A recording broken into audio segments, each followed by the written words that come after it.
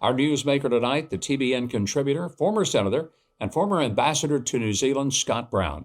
He's been there, done that, calls it like he sees it. We always are happy to have him.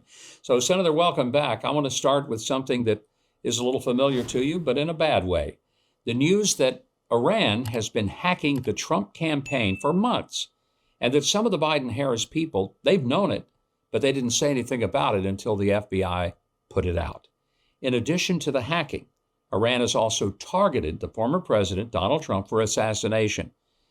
How should we deal with that? And should there be any blowback on the Democrats for hiding what they knew about this all along?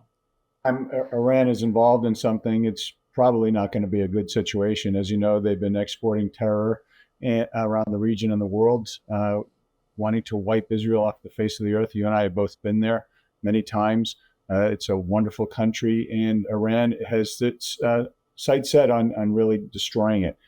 And as you can see, Israel is going into now Lebanon to address, obviously, what's happening with Hezbollah. But there should be consequences. When I first heard the response from the Harris campaign say, "Oh yeah, no, we didn't do anything. We didn't open anything," I said, "Yeah, okay, sure. You just got caught with your hands in the cookie jar." There should be consequences, but there won't be. The consequences are going to be at the ballot box when you know that there was some dishonesty there. And surprisingly, President Trump, a target of Iran, I'm not shocked once again. He is a threat to Iran. He and they know that if he becomes president again, he is not going to give them any more money like this administration did. He's going to hold their feet to the fire and make sure that they stop exporting terrorism around the region and the world. Pretty simple. It was a little outrageous that the United States actually hosted the Iranian president to come to the United Nations and basically lecture us and the rest of the world about how wonderful they were, and using inflammatory language against Israel and free countries. I just couldn't believe that we would allow this person to come into the country knowing that he has openly said that they wanted to assassinate Donald Trump, Mike Pompeo. They have been explicitly clear that they are hoping Kamala Harris is elected. I can understand why. They know Donald Trump will reimpose the sanctions on them. Shouldn't the Senate or somebody speak up and say, we should never have someone who is calling for the assassination of a presidential candidate be allowed to come into the borders of the United States? Yeah, of course, it's common sense, but this is perfect fodder for the Trump campaign and President Trump. You have a bunch of leftists and people that don't necessarily like us, as you noted in Iran, talking about climate change, really hammering our country and free will and free society and democratic governments. We don't need a lecture from people like that. We don't, quite frankly, I'm not a big fan of the UN. I think it's a waste of money. If they actually did something, it would be helpful. I appreciate the UN peacekeepers. Certainly, I think there's a place for them. But all the wrangling and the complaining and, the lecturing, holier than thou stuff, just stop. It's sickening to me personally.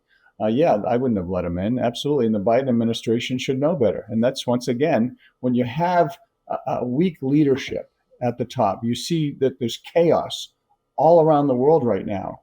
And it's an extension of what you will see, even worse, if the vice president gets elected. You need strong leadership, and a lot of these things will just stop. President Trump never would have let him in. Are you kidding me? The economy is uncertain. You never know whether your money's worth as much today as it was yesterday.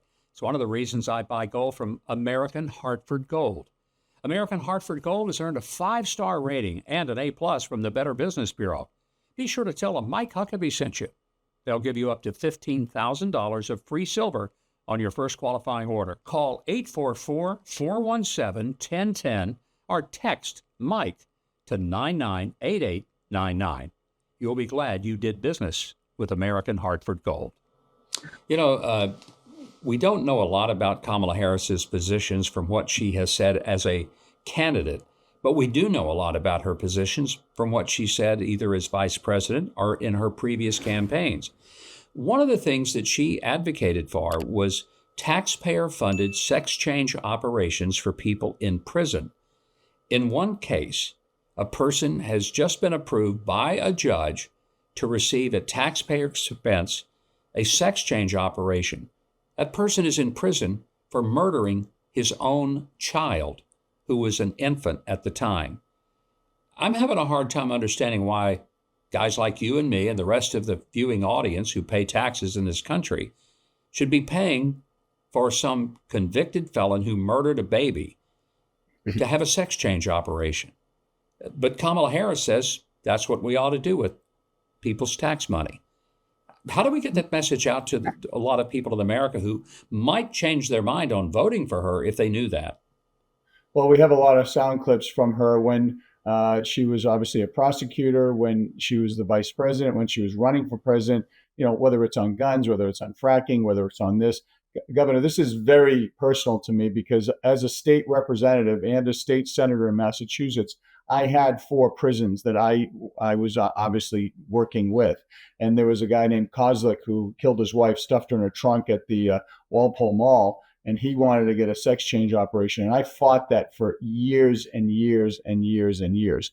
To think that somebody at taxpayer dollars can get a sex change operation, then where are they going to go? They're going to go in the men's or the women's. Listen, if in fact the policy in that should be, if in fact they were going through some type of transition, then that should be maintained. It shouldn't be enhanced. It shouldn't be taken away. It should be maintained. And it's just complete upside down and complete craziness when we have people, our veterans especially, who are homeless and others who are trying to make ends meet, who have maybe a week of savings in the event of emergency.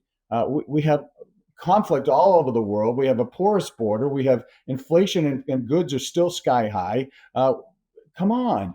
Can we find a better way to use our taxpayer dollars? And you wonder, when I was there, it was $9 trillion. It's now what, $6 trillion? You kidding me? Stop. Just stop. It drives me crazy. Last time we visited here on this show, you had advice for President Trump that he ought to not talk about Kamala Harris very much, just talk about the country, what he's going to do.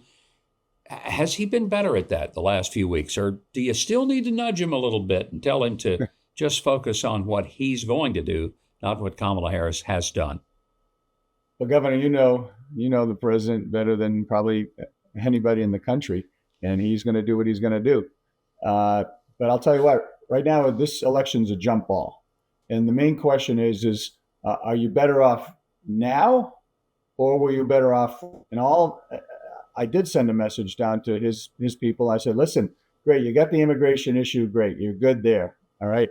But there's no reason in the world that she should be even close when it comes to the economic issues. You have to start talking about the economy. You have to start talking about what you're going to do, and you have to draw those comparisons. Are you better off now, or were you better off 4 years ago? And people know the answer. They're not stupid. They go into the grocery store and they see the high prices. Yeah, inflation's coming down. Great. It never should have gotten as high because they're overspending. But goods are still high. Electricity is still high. You were talking about insurance rates earlier, I heard, and other things. Yeah, whether it's in Florida or other parts of the country, we need to address those things right away. And obviously, I think it goes with the polling, immigration, illegals coming in here and taking our jobs, taking our monies. And then you also have, obviously, inflation, aka the economy, cost of goods. It's upside down. Once again, I hate to keep saying that, but there needs to be a change. And if you think by voting for Kamala Harris is going to change those things, it's absolutely not. She's going to have a mandate. She'll think she has a mandate to continue to tax and spend and tax and spend and take away your rights and privileges and give more and more to people that aren't here, period.